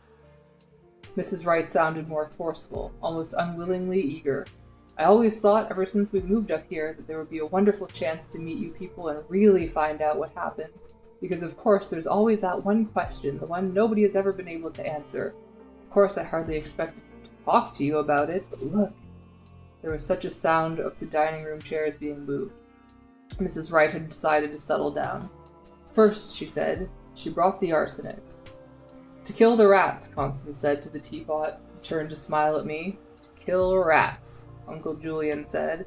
The only other popular use for arsenic is in taxidermy, and my niece could hardly pretend a working knowledge of that subject. She cooked the dinner. She set the table. I confess I am surprised at that woman, Helen Clark said. She seemed such a quiet little body. It was Constance who saw them dying around her like flies. I do beg your pardon. And never called the doctor in till it was too late. She washed the sugar bowl. There was a spider in it, Constance said. She told the police those people deserved to die. She was excited, madam. Perhaps the remark was misconstrued. My niece is not hard-hearted. Besides, she thought that at the time I was among them, and although I deserve to die, we all do we not? I hardly think that my niece is the one to point it out. She told the police that it was all her fault. Now there, Uncle Julian said, I think she made a mistake. It was certainly true that she thought at first that her cooking had caused all of this, but in taking full blame, I think that she was overeager. I would have advised her against any such attitude had I been consulted. It smacks of self-pity. But the great unanswered question is, why? Why did she do it? I mean, unless we agree that Constance was a homicidal maniac. You have met her, madam. I have what? Oh my goodness, yes, I completely forgot. I cannot seem to remember that pretty young girl is actually well. Your mass murderer must have had a reason, Mr. Blackwood, and even if it is some perverted, twisted, oh dear, she is such a charming girl, your niece. I cannot remember when I have taken to anyone as I have taken to her. But if she is a homicidal maniac... I'm leaving, Helen Clark said, stood up and slammed her pocketbook emphatically under her arm. Lucille, I am leaving. We have overstayed all limits of decency. It is after 5 o'clock. Mrs. Wright scurried out of the dining room distraught. I'm so sorry, she said. We were chatting and I lost the time. Oh dear, she ran up to her chair to gather up her pocketbook. You haven't even touched your tea, I said, waiting to see her blush. Thank you, she said, looking down at her teacup. It was delicious. Uncle Julian stopped his wheelchair in the center of the room and folded his hands happily before him. He looked at Constance, then raised his eyes to gaze on the corner of the ceiling, sober and demure. Julian, goodbye, Helen Clark said shortly. Constance, I'm sorry we stayed so long. It was inexcusable. Lucille? Mrs. Wright looked like a child who knows it is going to be punished, but she had not forgotten her manners. Thank you, she said to Constance, putting her hand out and then taking it back quickly. Had a very nice time. Goodbye, she said to Uncle Julian. They went into the hall and I followed to lock the door after they had gone. Helen Clark started the car before poor Miss Wright quite finished getting herself inside, and the last I heard of Miss Wright was a little shriek as the car started down the driveway. I was laughing when I came back into the drawing room, and I went over and I kissed Constance. A very nice tea party, I said. That impossible woman! Constance put her back against the couch and laughed. Ill-bred, pretentious, stupid, why she keeps coming, I'll never know. She wants to reform you.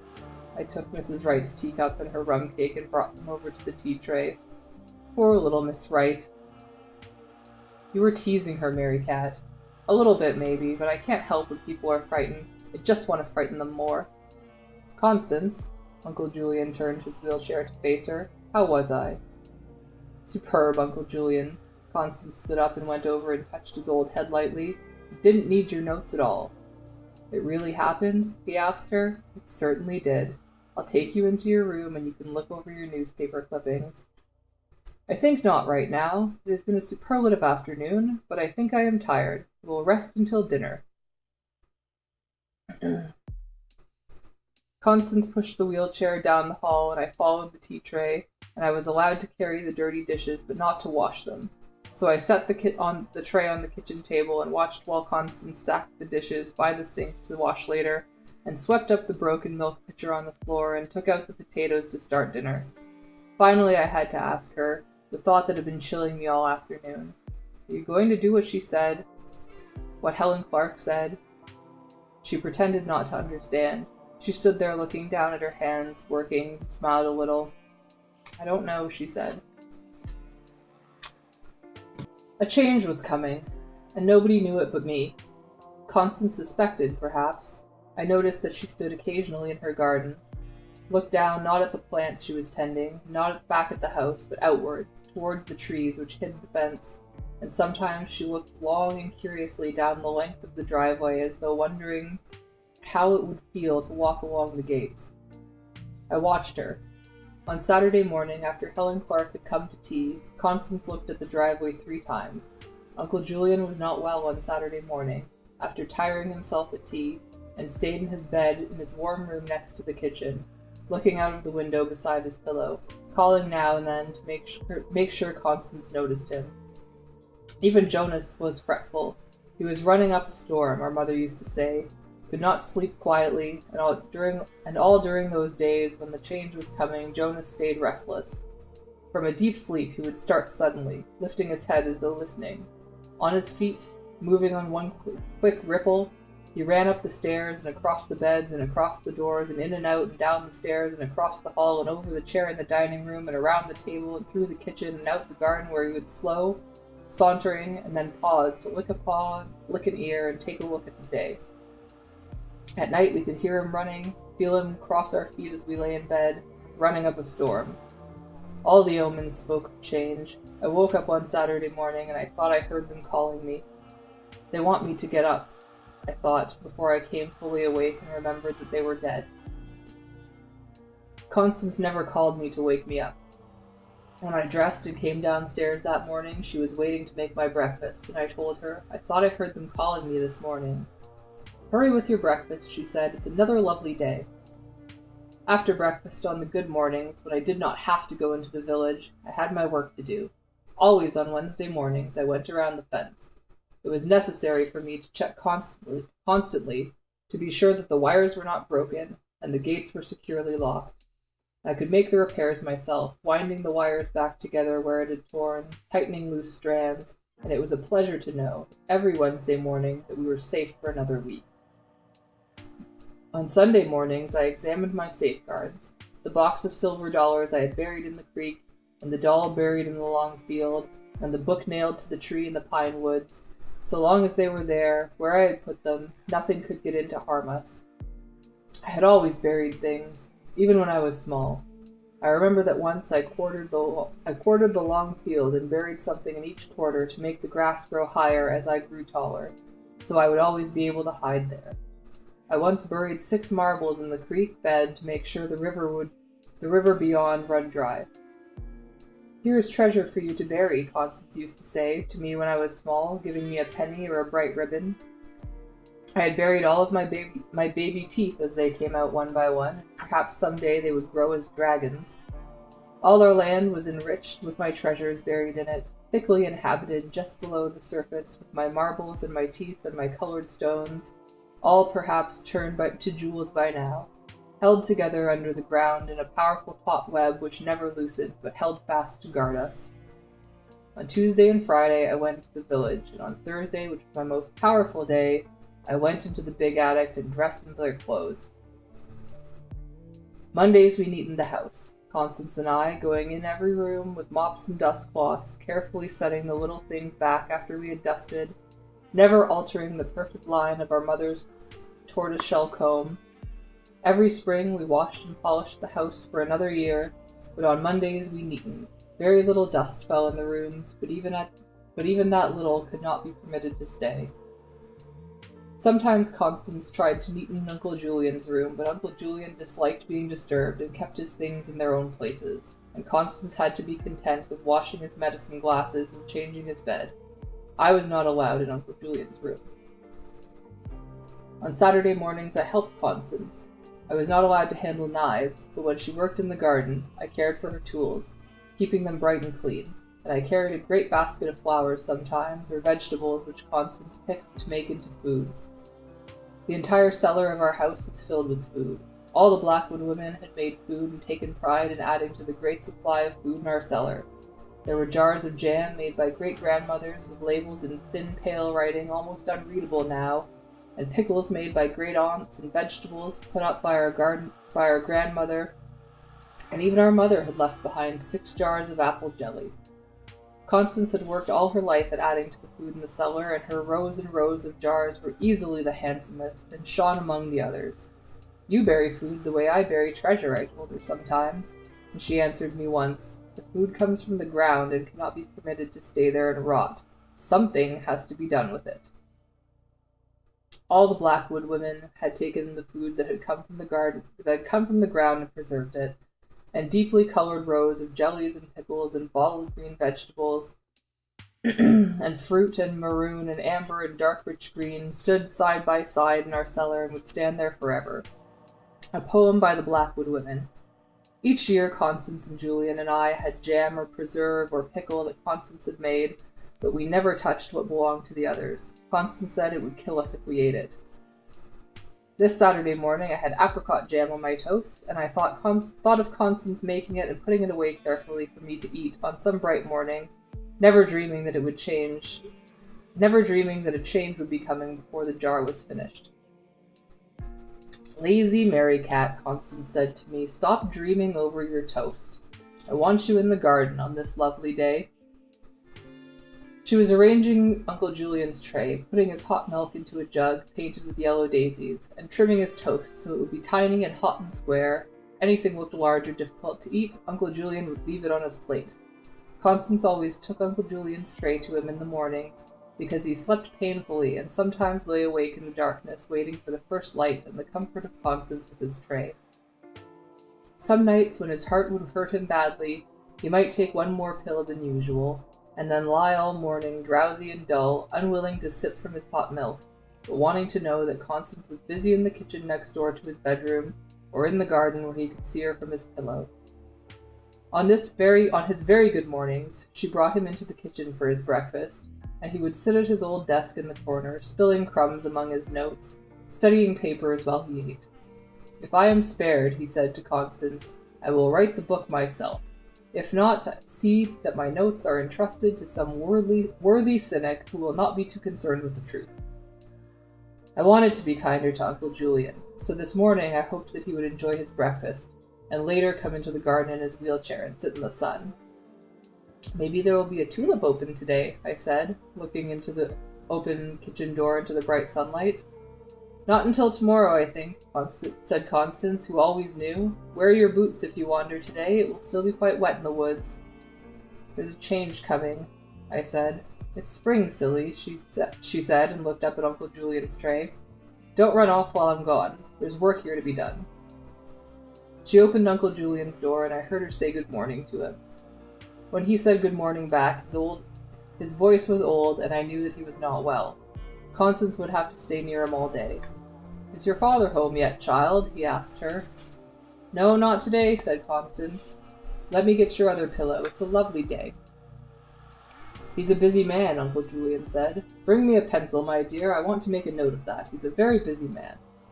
Take some hot milk. It will make you warm. You're not Dorothy. You're my niece Constance. Drink." "Good morning, Constance." "Good morning, Uncle Julian." I decided that I would choose 3 powerful words of strong protection, and so long as these great words were never spoken aloud, no change would come. I wrote the first word, melody, in the apricot jam on my toast with the handle of my spoon, and then I put the toast in my mouth and ate it very quickly. I was 1/3 safe. Constance came out of Uncle Julian's room carrying the tray. "He's not well this morning," she said. "He left most of his breakfast and he's very tired. If I had a winged horse, I would fly him to the moon. He would be more comfortable there. Later I will take him out into the sunshine and perhaps make him a little eggnog. Everything's safe on the moon." She looked at me distantly. "Dandelion greens," she said, "and radishes. I thought of working in the vegetable garden this morning, but I don't want to leave Uncle Julian. I hope that the carrots—" She tapped her fingers on the table, thinking. "Rhubarb," she said. I carried my breakfast dishes over to the sink and set them down. I was deciding on my second magic word, which I thought might very well be Gloucester. It was strong, and I thought that it would do, although Uncle Julian might take it in his head to say almost anything, and no word was truly safe when Uncle Julian was talking. "Why not make a pie for Uncle Julian?" "You mean, why not make a pie for Mary Cat?" Constance smiled. "Shall I make a rhubarb pie? Jonas and I dislike rhubarb. But it has the prettiest colors of all. Nothing is so pretty on the shelves as rhubarb jam." "Make it for the shelves, then. Make me a dandelion pie." "Silly Mary Cat," Constance said. She was wearing her blue dress, the sunlight was pattered on the kitchen floor, and the color was beginning to show in the garden outside. Jonas sat on the steps, washing, and Constance began to sing as she turned to wash the dishes. I was 2/3 safe, with one magic word to find. Uncle Julian still slept, and Constance thought to take 5 minutes and run down to the vegetable garden to gather what she could, and I sat in the kitchen table listening for Uncle Julian so I could call Constance if he awakened, but when she came back he was still quiet.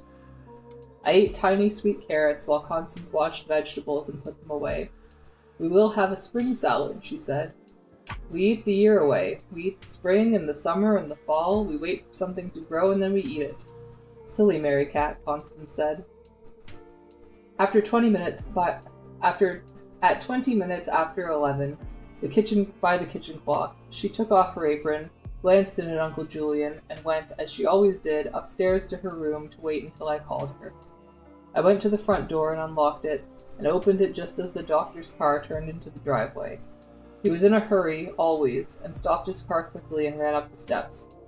"Good morning, Miss Blackwood," he said, going past me down into the hall, and by the time he had reached the kitchen, he had his coat off and was ready to put it over the back of one of the kitchen chairs. He went directly into Uncle Julian's room without a glance at me or the kitchen, and when he opened Uncle Julian's door, he was suddenly still and gentle. "Good morning, Mr. Blackwood," he said, his voice uneasy. "How are things today?" "Where's the old fool?" Uncle Julian said, as he always did. "Why didn't Jack Mason come?" Dr. Mason was the one Constance called the night they died. "Dr. Mason couldn't make it today," the doctor said, as he always did. "I'm Dr. Levy. I came here to see you instead." "Rather have Jack Mason." "Well, I'll do the best I can." "Always said I'd outlive the old fool," Uncle Julian laughed thinly. "Why are you pretending with me? Jack Mason died 3 years ago." "Mr. Blackwood," the doctor said, "it is a pleasure to have you as a patient." He closed the door very gently.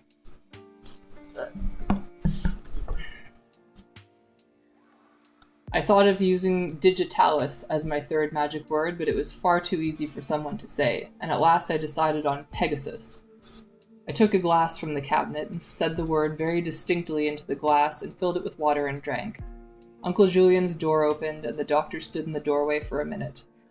"Remember now," he said, "and I'll see you next Saturday." "Quack," Uncle Julian said. The doctor turned, smiling, and then the smile disappeared and he began to hurry again. He took up his coat and went up down the hall, and I followed him, and by the time he came to the front door, he was already going down the steps. "Goodbye, Miss Blackwood," he said, not looking around, and got into his car at once, going faster and faster until he reached the gates and turned onto the highway. I locked the front door and went to the foot of the stairs. "Constance!" "Coming," she said, coming from upstairs. "Coming, Mary Cat." Uncle Julian was better later in the day, and sat out in the warm afternoon sun, hands folded in his lap, half dreaming. I lay near him on the marble bench our mother had liked to sit on, and Constance knelt in the dirt, both hands buried as though she were growing, kneading the dirt and turning it, touching the plants on their roots. "It was a fine morning," Uncle Julian said, his voice going on and on. "A fine morning, and none of them knew it was their last. She was downstairs first, my niece Constance. I woke up and I heard her moving in the kitchen. I slept upstairs then, and could still go upstairs, and I slept with my wife in our room, and I thought, this is a fine morning, never dreaming that it would be their last. Then I heard my nephew, no, it was my brother. My brother came downstairs after Constance. I heard him whistling. Constance?" "Yes," she said. "What was the tune my brother used to whistle, always off-key?" Constance thought, her hand in the ground, and hummed softly, and I shivered. Of course, I never had a head for music. I could remember what people looked like, and what they said, and what they did, but I could never remember what they sang.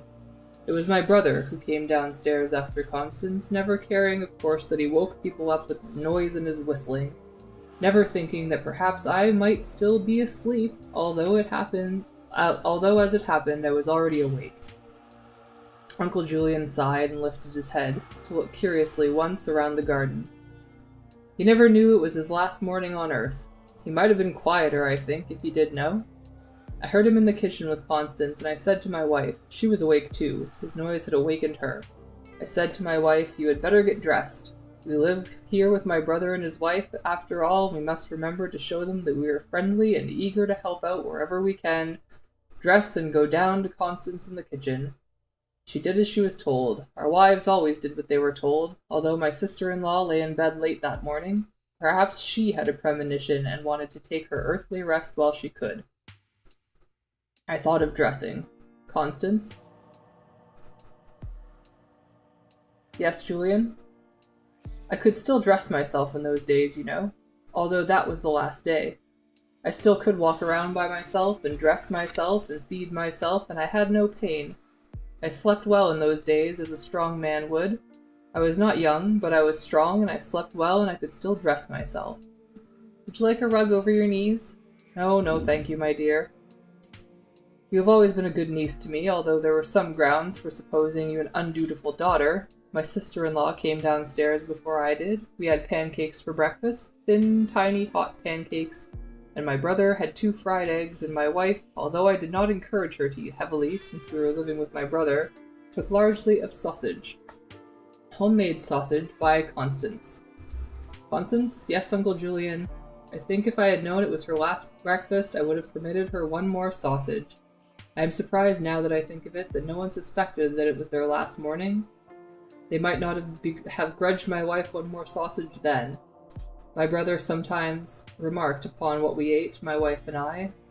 He was just a man, and he never stinted his food so long as we did not take too much. He watched my wife take sausage that morning, Constance. I saw him watching her.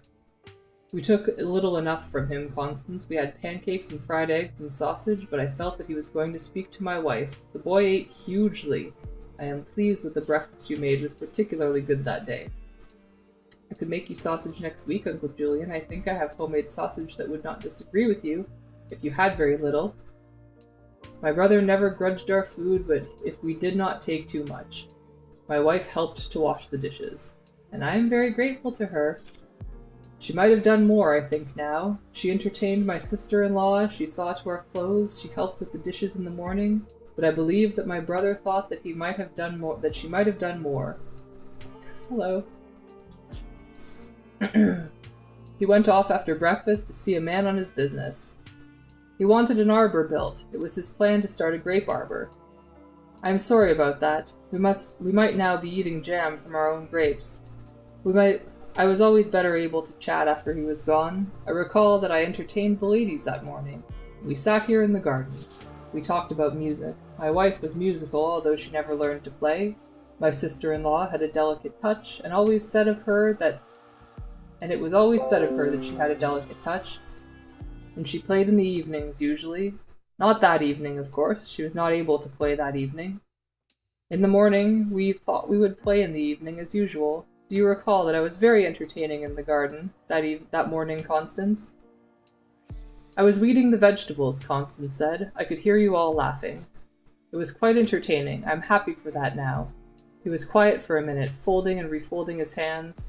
I wanted to be kinder to him, but I could not fold his hands for him. There was nothing I could bring him, so I lay still and listened to him talk. Constance frowned, staring at a leaf, and the shadows moved softly across the lawn. The boy was off somewhere, Uncle Julian said at last in his old voice. The boy had gone somewhere and he was fishing. Constance? I remember, of course. I remember all of it very clearly, my dear, and I have it all down in my notes. It was the last morning of all, and I would not like to forget. He was climbing the chestnut tree, shouting down to us from very high in the tree, and dropping twigs until my sister-in-law spoke sharply to him. She disliked the twigs falling in her hair, and my wife disliked it too, and although she would never have been the first to speak, I think my wife was civil to your mother, Constance. I would hate to think not. We lived in my brother's house and ate his food, and I know my brother was home for lunch. We had a rare bit, Constance said. I had been working with the vegetables all morning, and I had to make something quickly for lunch. It was a rare bit we had. I had often wondered why the arsenic was never put in the rare bit. It was an interesting point, and one that I shall bring out forcibly in my book, why the arsenic was not put in the rare bit. They would have lost some hours of life on that day, but it would not have been over with it much sooner. Constance, if there is one dish you prepare which I strongly dislike, it is rarebit. I never cared for rarebit. I know, Uncle Julian, I never serve it to you. It would have been most unsuitable for arsenic. I had a salad instead. I recall there was an apple pudding for dessert left over from the night before. The sun is going down. Constance rose and brushed the dirt from her hands. You'll be chilly unless I take you indoors. It would have been far more suitable in the rare bit, Constance. Odd that the point was never brought out at the time. Arsenic is tasteless, you know, and although I swear a rare bit is not. Where am I going? You're going indoors. You will rest in your room for an hour until dinner, and after dinner I will play with you if you like. I cannot afford the time, my dear. I have 1,000 details to remember and to note down, and not a minute to waste. I would hate to lose any small thing from their last day. My book must be complete. I think, on the whole, that it was a pleasant day for all of them, and of course it is much better that they never supposed it would be their last. I think I am chilly, Constance. You'll be tucked away in your room for a minute. I came slowly behind them, unwilling to leave the darkened garden. Jonas came after me, moving towards the light in the house. When Jonas and I came inside, Constance was closing the door to Uncle Julian's room, and she smiled at me. He's practically asleep, he said softly. When I'm as old as Uncle Julian, will you take care of me? I asked. If I'm still around, she said, and I was chilled. I sat in my corner, holding Jonas, watching her move quickly and silently through the bright kitchen. In a few minutes, she would ask me to set the table for the three of us in the dining room, and then after dinner it would be night. We would sit warmly together in the kitchen, where we were guarded by the house, and no one from outside could see so much as a light. That's all that we're going to do today. It's been 2 hours. We stopped at chapter 4, and I will resume the same book again on next Sunday, again at 2.